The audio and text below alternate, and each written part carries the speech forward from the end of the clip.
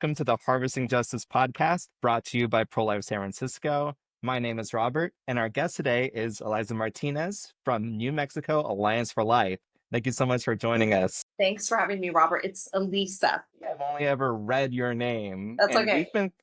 we've been kind of corresponding like very piecemeal since I think maybe 2021 might have been the first time we ever heard from you and your organization. But now we get to learn a lot more from each other. So, Elisa, Yes, thank you for having me.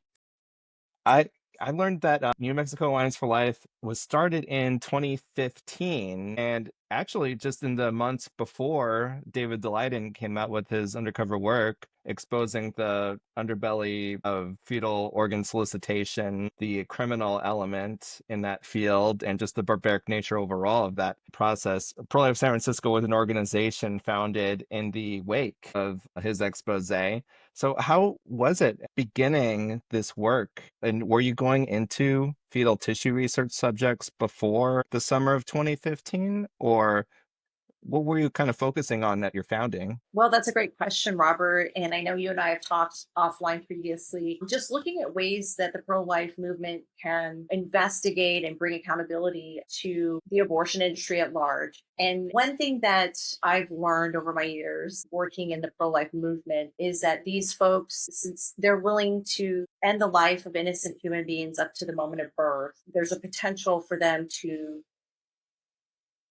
play fast and loose with other areas of moral concern and even of legal concerns. So this area of fetal tissue, I think, has always been something that the movement has been aware that occurs. But I think David and our research as well sort of blew the door open as to our pulling back the curtain as to what goes on behind closed doors. And what we found was appalling, tragic, and we did identify various potential violations of the law that were occurring over at least a 10 to 20-year period. Something to be very careful about when communicating with the public and trying to like dot all our T's, cross all our I's, because we want to be able to thread the needle accurately, like say, where is the unethical practice occurring? Is it occurring in violation of the law, in line with the law, but still raising heavy levels of public concern to where we should call for an end to it? So what are some things that the work of the Alliance for Life has found that seem to actually violate the law in terms of these researchers or abortion facilities Well, not doing the right thing? right. So I can kind of go into maybe a timeline. It's interesting that you brought up David Deleiden's work. We at the Alliance for Life, I started the organization at the end of 2014, really as a response to the lack of effective advocacy at our state law and lawmaking level of advocacy. But in New Mexico, we have a legislative session that's only active for either 30 or 60 days every other year. And so during that off time, we started focusing on research and investigative work and utilizing, and I would encourage other activists to look into utilizing open records laws that allow the public to view public records. So in the case of New Mexico, we have the largest state funded university, University of New Mexico, which was participating in fetal tissue research for over 20 years under our very noses that we were not aware of until we started down that path of requesting. I think it started with an open records request for any contracts that the university had with abortion clinics, abortion centers. And so that request came back. We got two contracts that the University of New Mexico had, one with Planned Parenthood, one with Southwestern Women's Options, which was a long-standing late-term abortion killing center in Albuquerque that was owned by Curtis Boyd, who's pretty well known. So interestingly enough, these two contracts, when you looked at them, Planned Parenthood is the largest abortion corporation in the world. So all of the I's and T's were dotted in that contract. But the Southwestern Women's contract with UNM, and they were two different contracts, but the UNM contract with SWO, it was, maybe a page and a half.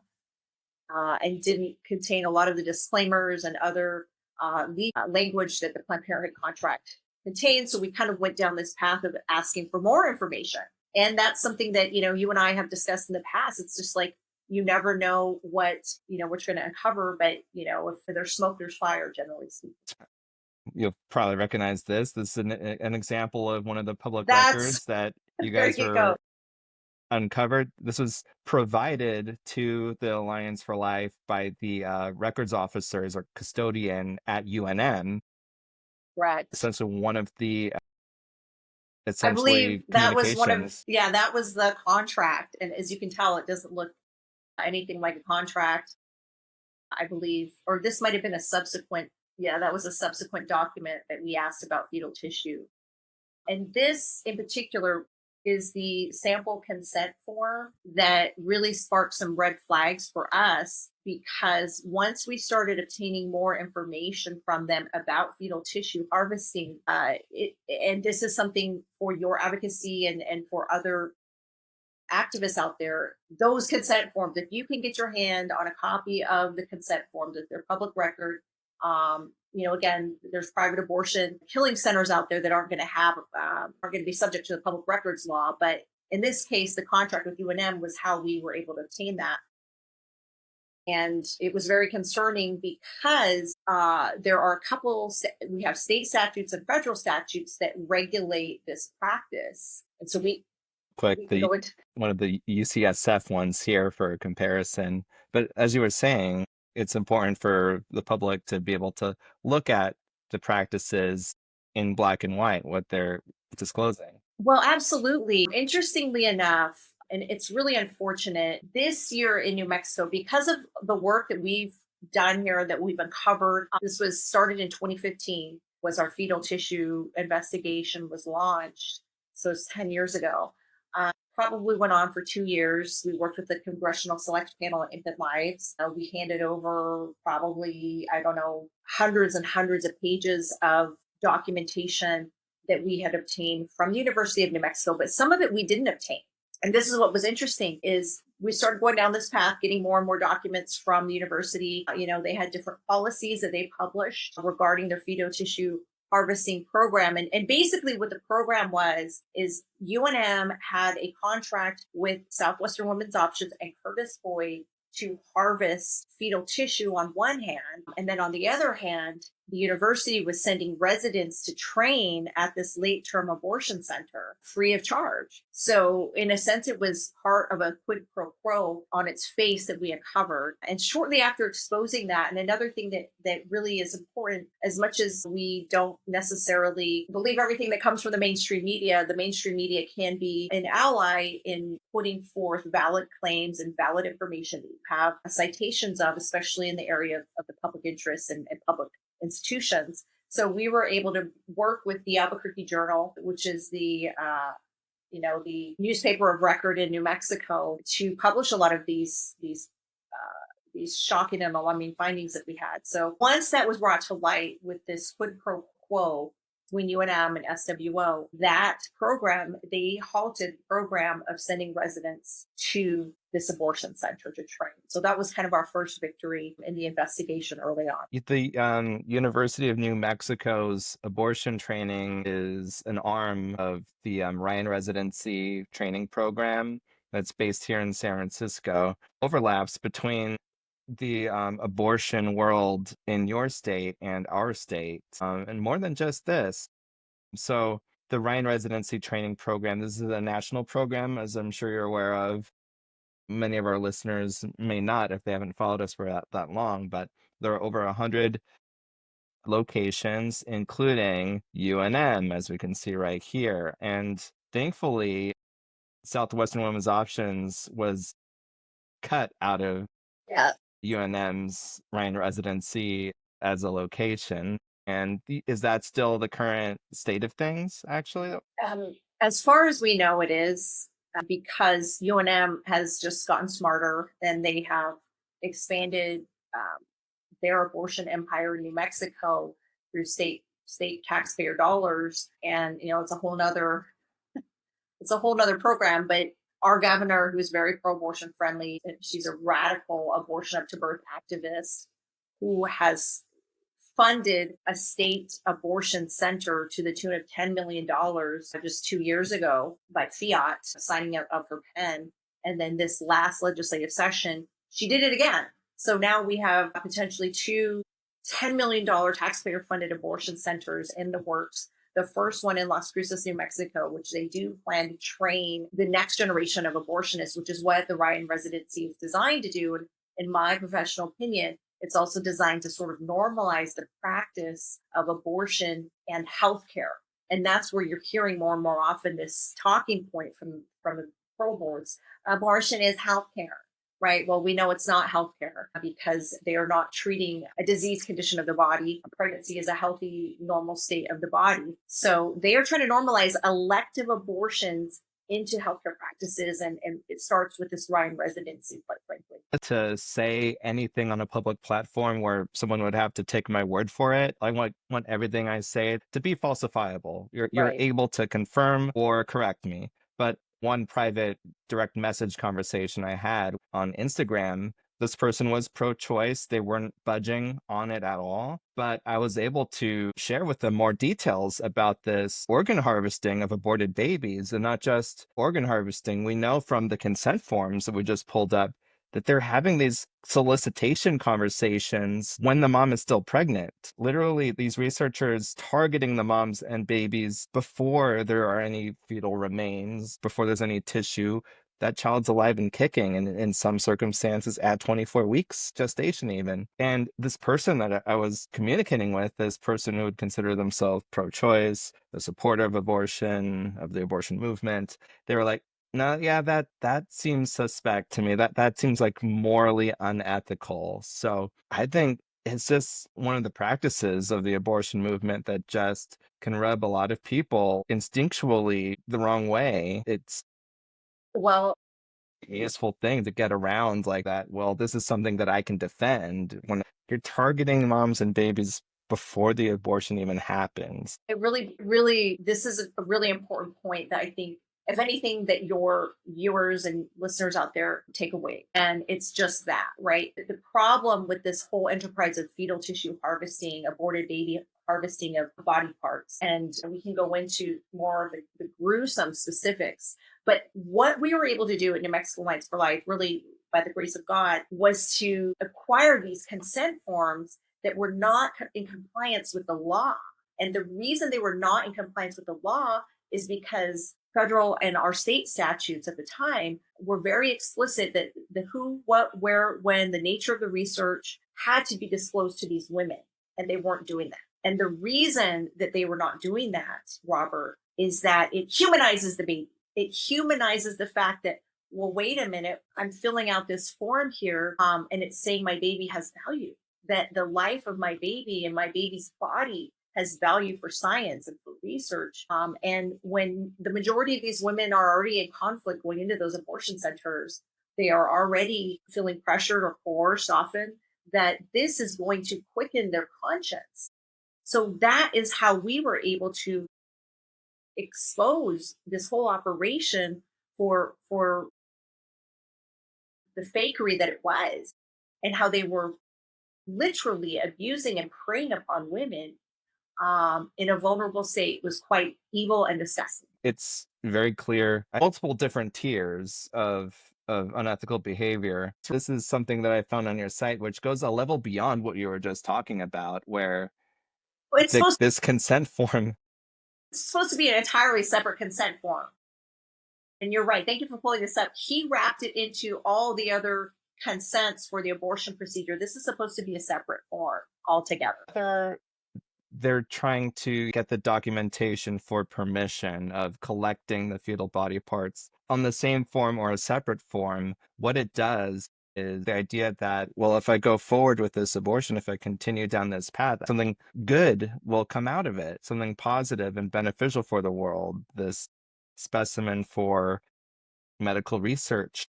But the law states that these consents need to be Separate. on separate forms provided afterwards. And That's not something just we're still removing, trying to learn. when you look at the language here, just removing parts. We'll be removing parts during the procedure, may or may not be used for research. And he lumped that in with all of this other consent that has to do with the abortion procedure itself and potential There's no way to emergencies. opt out of the fetal tissue collection, of the fetal remains collection, if they're wanting to consent for their procedure, Right. they can't opt out Right. on this form here. And were any charges able to get pushed in regards to this violation right here? So sadly, this particular consent form um, was being shoved down women's throats that were going into this clinic probably for a good 10 to 15, if not 20 years that we know of.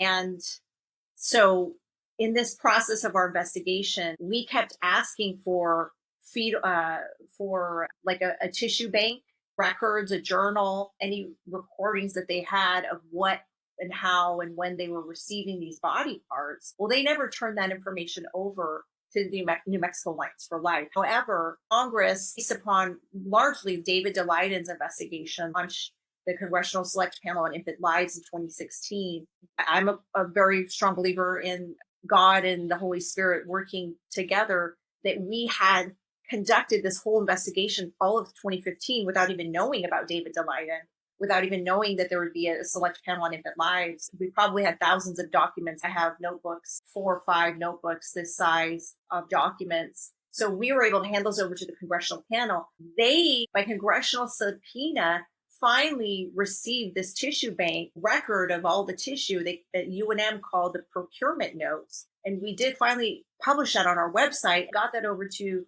the Albuquerque Journal. They published a story with some of the excerpts that were just the most disgusting, evil, grisly, barbaric recordings I've ever had to read in my life. And you had recordings talking about, 17-week pancreas, woohoo, smiley face. Yeah. Success. Stomachs, intestines, brains, skin.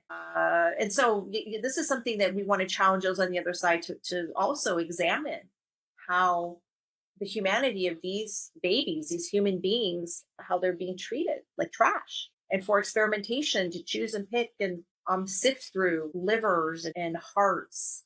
Uh, it's quite shocking. In fact, in this procurement notebook, which I think it documented a certain time frame. I can't remember exactly how maybe 5 years or less. But they would use the fetal foot length of the baby to be able to determine the gestational age.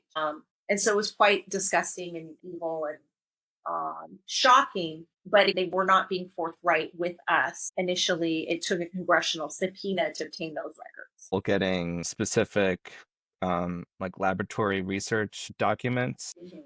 because one of the reasons that the UCSF custodians were saying is because this research is still ongoing. It is like proprietary information. Like, we don't want our competitors getting a leg up on us. So even though we're a public institution, we're holding this back. And it's great that eventually you were able to, you and the public at large, that we were all able to get our eyes on those procurement notes. Because I was reading about how there was some staff notes in there where someone wrote, asked clinic for digoxin treated tissue 24 to 28 weeks for methylation study. And because, redacted name, wants whole fixed brains to dissect with summer camp students. And Yes. I read about the neuroscience summer experience in the summer of 2012. And it's just like, who cares if this was one of the things that was all under legal compliance? This is a real life dystopia that we're living in, actually. And Right. it's Right. Oh, yes. In fact, that particular instance where they had a summer camp with children and this Dr. Oles, we call her Dr. Oles, dissected human brains of a baby that was aborted at 28 weeks in front of children in front of this summer camp, and explicitly ordered that those those brains to be used for that purpose. And there are some potential concerns there, because if I'm the abortionist and I know, well, Dr. So and so is in the back room waiting for brains, I'm going into this abortion procedure mindful of that. And one of the laws that regulate fetal tissue harvesting during abortions requires that there's no changes to the abortion procedure, right? And so that what raises questions and concerns for potential violations there. And one of the things that happened as a result of our overall investigation, like I said, it was probably 2 years, 2.5, 3 years long, that Dr. Oles was eventually suspended. She was barred from her lab. Yay! And when the news broke of this summer camp baby brains experiment, it did make national headlines again. The media sometimes does do its job wonderfully, and so that story became viral. It was a national moment. But one of our activists went and confronted the chair of the entire UNM Health Science Center department that kind of oversees all that side of the university. Confronted him, Dr. Paul Roth, in public, got him on record. And there's another viral video of him admitting that, yes, the brains were used and they were from an aborted baby at 28 weeks. And he tried his best to fumble through that to normalize it. But it's just so disgusting, right? Like, people were just disgusted. Shortly after that, before his tenure was up, he resigned. Dr. Paul Roth also resigned from his position. And I think it's probably about 80% of the individuals at UNM that were involved with the fetal tissue harvesting and abortion empire, their enterprise, either resigned, quit, or relocated. So it was a tremendous victory in bringing about accountability and justice for women and those. This subject, there's a huge risk to becoming desensitized to the point where you're not, treating the children and the families connected to these documents, connected to these cases with the proper respect. Sometimes, in order to go through this information, to go through all of these research studies, these, lab experiments, we have to compartmentalize. I'm sure you've gone through that a lot, right? Just treat it like a textbook You have and not to, bring in your emotions. I mean, yeah, to some extent you have to, because it's so gruesome. It's so evil, as you said, dystopic. You can't believe what you're reading. But working with women, we were able to obtain consent forms from actual victims, from women that had obtained abortions at this killing at Southwest Women's Options during the time frame they were doing the harvesting, and match some of those time frames up with the procurement logs, because they did keep some record of the gestational ages. We have some victims out there that were very troubled, who did regret. I think every single one of them I worked with has regretted their abortion, especially after knowing their baby had value. Each story, as you know, Robert, you hear these stories all the time. Each story is unique and different, but similar, because they don't really want to have an abortion, but somebody is in their ear, including the staff, and including those that serve to profit, that have a financial interest in this woman going through the abortion. Yes, I mean, I cannot help but really and kind of wear those hearts on my sleeve, which is why we do what we do. That's why what gets me up every day to push forward, is because oftentimes these women are being lied to, they're being pressured, they're being coerced, and they're going through an abortion that they think they're being told is the right thing to do at that time, and later have very tremendous, heavy, lifelong regret. In New Mexico, I think I read that the Alliance for Life wasn't like directly involved, but was able to like help get it moving. A woman, last name Duran, Jessica Yeah. Duran, and she did not give consent for baby's remains, yet those body parts were shipped to researchers anyways. What can you tell me about that case, since we're talking about the Right. human impact of this and the need to check back in fully emotionally? Emotions drive our work on this. It drives us to research, gather these records, get it out to the public. Tapping back into our emotions that drive us to do all the work. Hearing these stories is a really important tool in that. Oh, absolutely. Jessica is uh, just another scenario that, gosh, it's really sometimes touching, but also so tragic, because Jessica, I think she was 16 weeks maybe, ran Albuquerque resident, was told by the father of the child at the time to go through with the abortion. She also felt pressured by family members who told her, look, our family doesn't believe in abortion, but you have no business bringing this baby into this situation for whatever reason. We hear all these reasons, get financial, emotional, school issue. She, I think, was in and out of the Southwest Women's Options at least 3 times before she finally went through. And interestingly enough, at a lot of these businesses, women are not allowed to bring their telephone in. They're not allowed to bring a third party, a support person with them into the operating area. Once they go into the back rooms of the clinic, they're not allowed anyone else contact with the outside world. Why? Because they could change your mind, right? And so such was the case with Jessica.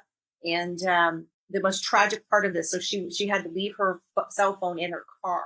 She couldn't even bring her phone into the waiting room. Left the phone in the car. Her mom was outside in the waiting room, was not allowed access with her back. She goes through with the abortion, goes back to her car, and she sees a text from the boyfriend at the time. Hey, let's keep this baby. I will help you. So by then it was too late. And the same thing, her mom, I believe, she tells the story that her mom was trying to go and rescue her as well, and was knocking and banging on the door to try to get back there to offer her support after changing her mind as well. And it was just too late. And so these women have to carry, uh, you know, this tragedy with them. And on their own. It's Yes. horrible. So so that was the case of Jessica, and there was litigation. I believe it was filed on her behalf for the use of the baby body parts that corresponded with a procurement note taken of body part harvested. And I'm not sure what the status is of that, but another one of hundreds of tragic cases that we hear of every day. That organization like yours exists to empower women with better choices, with informed choices when they're experiencing difficult pregnancies and experiencing all of these life situations where they're not receiving the support they need at the time where they most need it to be most communicated to, that we're here to live life alongside you, to help you with your child in this moment. And that's another reason why people who consider themselves pro-life, it's important to get involved in the effort. We can't just hold our opinions to ourselves. I was that way for so long. Our society is kind of twisted on this issue. I need to speak up about it. It's so important that we do and see where our tools, our talents, and our resources can go towards solving this problem and getting to a more healthy place. Right. Well, and I think it's having a real discussion about what it is, what it involves, and that the abortion industry has all the money in the world to try to, well, they do own the discussion for the most part because of all the resources, but really to humanize the pain that these women feel because they're not allowed to have a regret, or they're not allowed to have a negative experience because abortion lobby is so vocal in normalizing and minimizing those experiences. And then on the other side of it is humanizing the human beings, the babies that are involved. And that's where this fetal tissue side of the issue really does that. And the more that we can bring to light, and I would challenge some folks that maybe are on the other side today to look at those procurement notes, and you can't tell me that you're not moved in some way, that it's not appalling and potentially evil, not unlike the research that was done on the victims of Joseph Mengele in Nazi Germany. And that's really, out of that whole moment in history, is what gave rise to human research protocols, consent, and respect for the life and dignity of the human person. It's this gray area when it comes to abortion that the abortion lobby has tried to skirt, but the laws are still very much intact and very much require full consent, at least of the woman. And when we can dive into what are they doing? Recently we found, I think they were trying to transplant the scalps of human babies that were aborted baby scalps onto mice. And in fact, I think one of the studies at UNM involves something similar to that. And so bringing these things to light can help quicken the conscience of other individuals that may not quite understand the full scope of it. I wanted to pinpoint what you were talking about a moment ago about how consent forms that they give to abortion patients, the people waiting for a procedure, they ask the question, are you willing to donate pregnancy tissue? That's the phrase they use in San Francisco by UCSF. They call the specimens pregnancy tissue, but then to, the actual research, the laboratory, studies that they publish, they'll say human fetal salivary glands at 22 to 24 Oh weeks. my God. You can find the full study. We link to it on our website. And they'll talk about how on the study design, which is basically the documents before any of the solicitation, before any of the dissections and experiments. It says what we intend to do, what we wish to receive funding for from federal government, from state sources. They talk about literally using metal tools to scrape these children. And it's just hard to put words to it sometimes that Yeah. they're not using the same language when talking Right. to the moms. Right. They're Right. It's not just tissue. saying Tissue.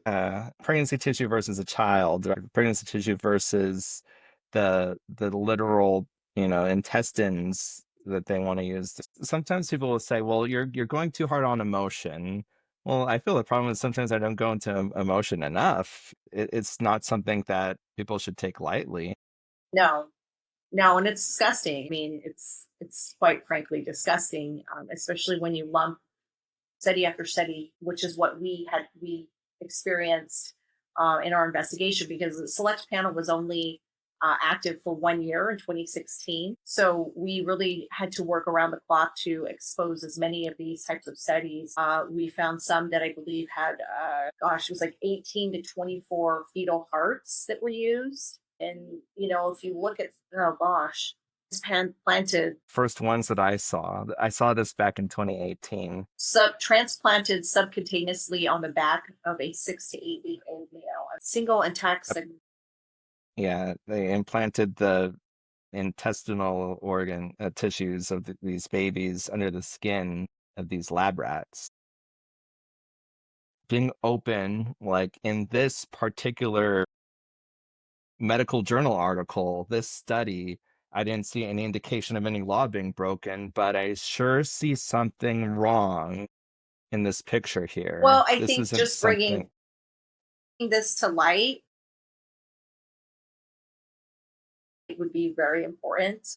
Are your recommendations for the next steps of the public awareness campaign against fetal organ solicitation, this targeting of parents, against this aborted fetal tissue research? Like, how can we move up from what we've been currently doing? For your organization or for the movement at large? Would you say is important for things like, I'm sure there's some things that you've been able to get going in New Mexico that haven't seen the light of day in San Francisco quite yet? We've done a lot of leafleting. We've published about our campaign in the Christian Post and the Daily Wire. We'd love to see more institutions covering this, but sometimes the news outlets just don't want to highlight this issue. Right. Well, I think as of late, there is a reticence on the part of conservative movement to talk about abortion anymore because it's perceived as a losing issue, which is not true. We again just don't have the resources that Planned Parenthood does to buy elections, quite frankly.